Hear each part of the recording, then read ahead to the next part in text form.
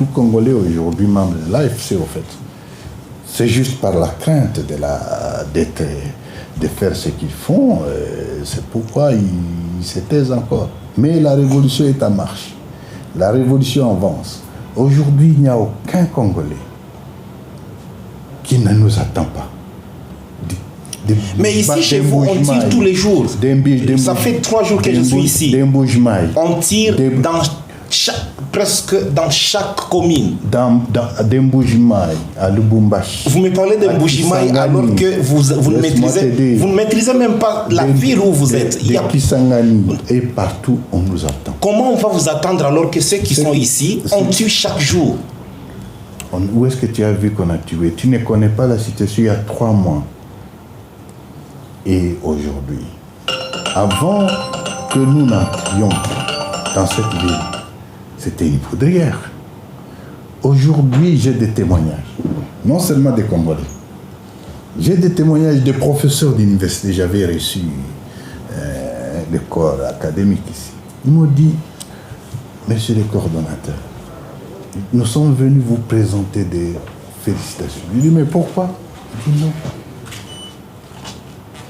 Ça faisait depuis le mois de novembre 2024 jusqu'à fin janvier. Écoute bien ces témoignages. Je n'avais jamais passé une semaine sans entendre un coup de balle. S'il vous plaît. Alors, écoute, aujourd'hui à Goma, les gens dorment. Ça, c'est pas l'interview, mais notre interview viendra. Je suis venu. Il n'y a pas de problème. Ouais. Laisse-moi te dire, aujourd'hui à Goma, tu peux entrer en boîte de nuit. Oui, nous avons des problèmes, des liquidités. Mais c'est une partie de la ville. Moi-même, j'y étais. C'est une partie de la ville. Nous nous organisons. La ville est sécurisée. La vie a repris. Et les choses s'organisent.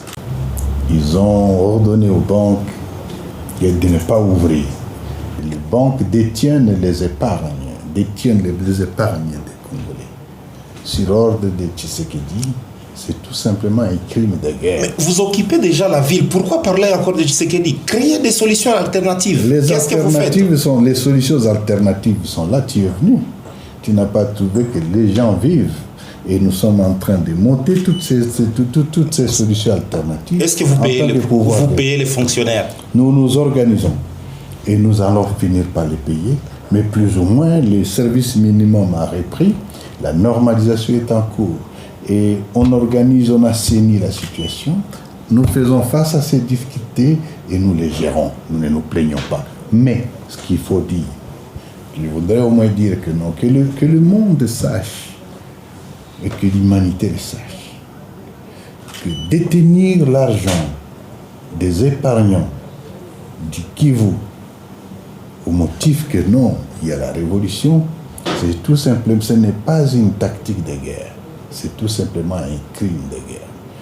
Écoutez, nous sommes à Goma, nous étions à Rutshuru, nous sommes venus à Goma, nous étions bannis. Même toi, Steve, tu ne pouvais pas venir à Rutshuru. Tu es venu parce que nous sommes à Goma.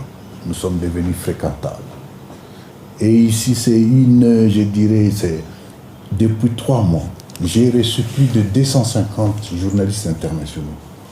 Et tous, j'ai fait un effort pour qu'ils arrivent à Rubaya parce qu'ils aiment beaucoup. Oui, la mine que vous exploitez, non. Vous recevez plus de 800 000. Ils viennent, ils circulent. Ouais. Ils vont partout. Ils vont à Bukavu. Et toi, aujourd'hui, tu es venu à Goma. C'est parce que tu as compris que c'est safe ici. Ils disent ce qu'ils veulent, ils rencontrent ce qu'ils veulent, ils parlent, ils écrivent. Les journalistes internationaux. Ne parlons pas des journalistes locaux. Ils sont là, ils vivent avec nous, ils nous critiquent. Nous, on n'est pas comme de l'autre côté. Nous avons été bannis. Nous, est-ce qu'il y a des journalistes qui ne peuvent pas venir ici? Et si aujourd'hui, je te conseille, dès que vous quittez ici, d'aller à Kinshasa, et tu verras ce qui adviendra. ngira ngo rero nakuretse rwose utangiye ukurikira uduce dutandukanye twakaswe mu kiganiro umunyamakuru Steven Wendi yagiranye na bwana Corneille Nangaa. Uyu ni umuhuzabikorwa mukuru w'ihuriro Alliance Fleuve Congo. Bwana Corneille Nangaa kabone nubwo ibiganiro bya Doha na Washington bikomeje, uyagaragaje ko rero revolution cyangwa se impinduramatwara ziracyakomeje muri Repubulika Iharanira Demokarasi ya Congo. Tshisekedi yakoze ibyaha byinshi by'intambara bityo rero hagomba kuva ku butegetsi. Bwana Corneille Nangaa yagaragaje ko umutekano wagarutse, ubuzima kuri ubu ngubu bwongeye kuba bwose mu bice bigenzurwa na AFC M23. Bwana Corneille Nangaa yavuze ko Goma yabaye umujyi w'ubwisanzure n'ubucuti hagati y'abanyamakuru ndetse n'abategetsi cyo kimwe n'abaturage ba Repubulika Iharanira Demokarasi ya Kongo. Ariko kandi ngiye kuba wenda mbigarukaho ngaragaza icyo Bwana Corneille Nangaa yavuze muri iyi nkuru cyangwa se mu kiganiro watangiye ukurikira. Yagaragaje ko izi mpinduramatwara zitareba abaturage cyangwa se abasirikare gusa, ni impinduramatwara z'abanyekongo bose muri rusange. Uko bigaragara AFC M23 iracyari mu mirongo migari yayo yatangije intambara. Nta mpinduka nini turabona. Niki tuzatega cyangwa se niki twategereza ko hazaza ibiganiro bya Doha? Reba hasanditse subscribe, icyo ngiye gukora nta kintu na kimwe mpinduye, ngiye kukugezaho ibyo Bwana Corneille Nangaa yagarutseho muri iki gice watangiye gukurikira iki kiganiro. Nkurarikira kuza gukurikira ikiganiro cyose, dukomeje kugishakisha, turaza kukibagezaho mu masaha ari imbere. Bwana Corneille Nangaa nk'uko nawe ubwawe wabikurikiye yagaragaje ko revolution iri mu nzira kandi ngo nishobora guhagarikwa n'uwari we wese. Bwana Corneille Nangaa yasobanuye ko AFC M23 yahinduye amateka mu burasirazuba bwa Kongo. Ni mu magambo yavuze rwose ubona ko yavugana ishyaka, icyizere ndetse n'igitinyiro. Bwana Corneille Nangaa umuhuza bikorwa wa AFC M23 yagaragaje ukuntu impinduramatwara muri Repubulika Iharanira Demokarasi ya Kongo zirimo kugenda zikura ndetse n'uburyo abaturage benshi yaba abari muri AFC M23 n'abatayirimo bose bashyigikiye izi mpinduramatwara, kabone nubwo benshi batinya kubivugira hejuru. Ni mu magambo ye ati buri munyekongo uyu munsi niyo yaba atari muri AFC baratuzi neza, ahubwo nta gitinze bashobora bose kuzisanga muri AFC M23. Bakomeje gutinya kuvuga ibya AFC M23 kubera ubwoba bw'Kinshasa. Bwana Corneille Nangaa yavuze ko cyangwa se yakomeje yerekana ko revolution ikomeje gufata indi ntera kandi ko nta kizabuza rwose kugeza ku ntego yayo. Twibukiranya ko intego za AFC M23 no guhirika ubutegetsi bw'Kinshasa. Nangaa yanenze bamwe mu banyamakuru avuga ko rwose atumva ukuntu bakomeje kumva ibibera muri Repubulika Iharanira Demokarasi ya Kongo by'umwihariko mu bice bagenzura. Yavuze ko amaze iminsi 3 igoma yumvise rwose amasasu hafi ya buri munsi, ni mu gihe abandi bavuga ibitandukanye. Aha ni Bwana Corneille Nangaa wagaragazaga ko hari abanyamakuru bagenda bavuga ibihuha cyangwa se bakavuga ibihabanye n'ukuri kubera mu mujyi wa Goma. Ati rwose ndababwiza ukuri, umujyi wa Goma hari ituze, nyamara ntabwo tuzigera duhagarara ku bijyanye n'umugambi wacu. Aho ubu ngubu abantu bararaswa buri munsi, aho winjiriye wabonye ko hari amahoro se wowe? Ubu rero twabonye ituze, ariko ni mbere yuko twinjira muri uyu mujyi intambara yari nyinshi cyane kandi abaturage basigaga ubuzima ahangaha bari benshi. Yego ntihashobora kubura ibitero bya hato na hato, ariko kandi akenshi uzumva ibitangazamakuru bivuga ibihabanye n'ukuri. Nubwo rero ngo hari ibibazo by'ubukungu, Nangaa yashimangiye ko AFC M23 yazanye ituze n'umutekano mu duce tuyobowe n'ihuriro rya Alliance Fleuve Congo by'umwihariko mu mujyi wa Goma. Ataho tugeze ubuzima bwarahasubiye cyangwa se bwarongeye buratangira, abantu barasinzira, baratembera. Nanjye ubwanjye nshobora kujya muri boîte cyangwa se muri night club. Nibyo rwose amafaranga yego ni make, ariko ubuzima bwarakomeje, Goma iratekanye. Bwana Corneille Nangaa yagaragaje ko ubuyobozi bwa AFC M23 burimo kugerageza gukemura ibibazo byose birimo n'ibijyanye n'imishahara y'abakozi ba leta. Ati turimo kwiyubaka, serivisi zimwe zaratangiye, imishahara yego ntiratangira kuboneka neza, ariko bizagerwaho mu gihe kiri imbere. Twari twarahagaritse ibikorwa byinshi, ariko turi mu nzira yo kongera gusana ibintu bitandukanye. Nangaa yavuze ko impamvu zimwe zitinda ry'ubukungu ngo ni amabwiriza y'ubutegetsi bwa Tshisekedi, cyane cyane ashinja ubwo butegetsi ko aribwo bwategetse amabanki gufunga.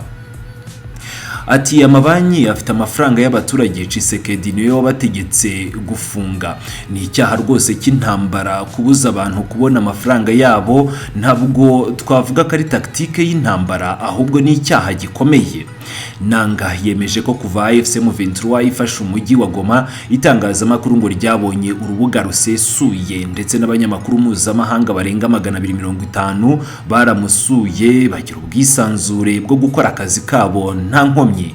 Ati ubu abanyamakuru baraza barandika baravuga ibyo bashatse rwose, twebwe ntabwo tujya dukumira itangazamakuru, ntawuhiga itangazamakuru, ntawuhohoterwa, ntabwo rero rwose turi nk'abariya mujya mwumva bikinshasa bari ku rundi ruhande. Yongeyeho ko uretse abanyamakuru bo hanze n'ab'imbere mu gihugu babayeho neza, barahabwa ijambo bakaganira n'ubuyobozi bwa AFC M23 nta kibazo. Ati baratureba baradusura, bamwe rwose baraza bagakora ibyo bashaka bagatara inkuru zabo nta kibazo, ariko ntawe bahangayikisha cyangwa se twebwe ngo duhangayikishwe n'ibyo bakora. Twahindutse ahantu rwose ushobora kuba wagera ukisanzura.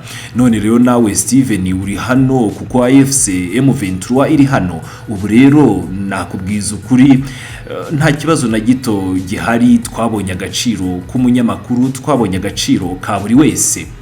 Yagarutse rero ku buryo abaturage n'abayobozi batandukanye barimo n'abaprofeseri bo muri za kaminuza zitandukanye nabo bagaragaje ko bashyigikiye izi mpinduramatwara. Ati barambwiye bati tuje gushimangira ibijyanye n'izi mpinduramatwara. Bavuze ko kuva mu Gushyingo 2024 kugeza muri Mutarama nta cyumweru cyashiraga hatumvikanye amasasu. Ubu rero ibintu byarahindutse, dufite ubuhamya bugaragaza ko ibyo tuvuga bifite ishingiro.